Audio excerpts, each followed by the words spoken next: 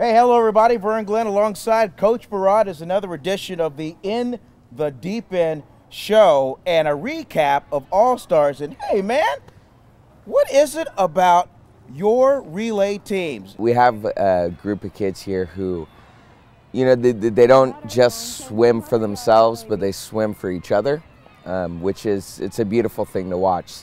You know, there's the best thing about those relays, you know, if you're coach, you're sitting there and we're getting the splits. And we had quite a few relays where every single kid on the relay swam faster than their fastest time, you know, and helped us get best times on the relays. But it was, you know, everybody pitching in. But yeah, the kids swam well yesterday, you know, and it was great because we didn't really hype All-Stars up much. You know, the kids came and they got fired up on their own. Absolutely. So. Did you? Now, were there any surprises that you saw at Indian Valley? You know, there was quite a few. Zach, in particular, his butterfly was fantastic. That was really fun for me to see him break our team record for 13-14s, especially since you know and I coached the kid whose record he broke. So, you know, it was fun seeing it go, and it was.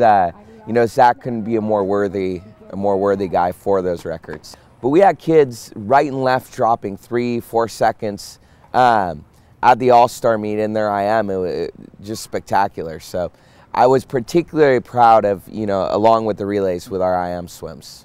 And we mentioned it in last week's show because it was at IVC, which is the site of the champs, which is really what they're building for. They're able to kind of see it and then match themselves up against these stiffer competitions. These are men and women that they're going to be just boom head to head with in just a matter of a few weeks. Yeah. Well, it's great too because you get to see how the kids swim in that environment, because it's really different from a dual meet where, you know, it's even odds, two teams. Here you don't know who's going to be in the field. There could be 5 kids from one team, one, you know, kid from each other team, and the big pool environment also throws some kids off. I was really happy to see that our kids didn't really flinch. You know, they seemed very comfortable in that environment, and a lot of them, like for example, Nicky Scruton, I thought he swam better at that pool than I've seen him swim anywhere. And usually for 8 and under, that's where you get the most unpredictable outcomes. You know, All-Stars and championships, you never know what's going to happen with 8 and under. So when you see a kid step up and actually have his best performance under those circumstances, it really signals a bright future for the kid as well, because there's just a little more pressure there. Another thing I like is the fact that the whole game recognizing game. Like the players know who the players are. So maybe a little soul shake at the end of a race, like, hey man, hey, good race. I thought that was really cool to see. Yeah, at any absolutely. It's, you know, I think it was a very healthy meet. There was a lot of positive interaction, sportsmanship. I didn't see a lot of kids, you know, freaking out if they lost a race. They just kind of moved on.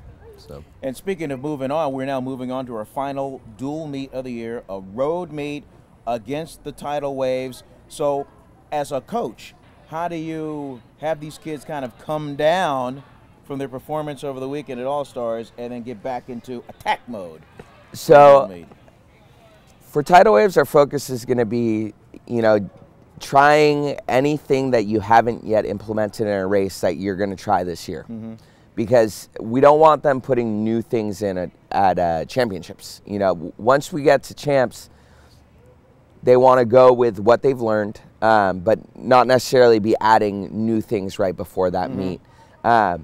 So Tidal Waves is their last chance really to try anything new, technically speaking, in their races. If they want to change their approach, their pacing, a turn, you know, any technical element on the actual strokes, this is their last chance to give that a go. And so I want the kids to take some risks and try some of the things that they may have been maybe apprehensive about implementing, so they can get comfortable with those concepts before we actually go into the champs meet. Okay, so in other words, refine as we head to the finish of the regular season.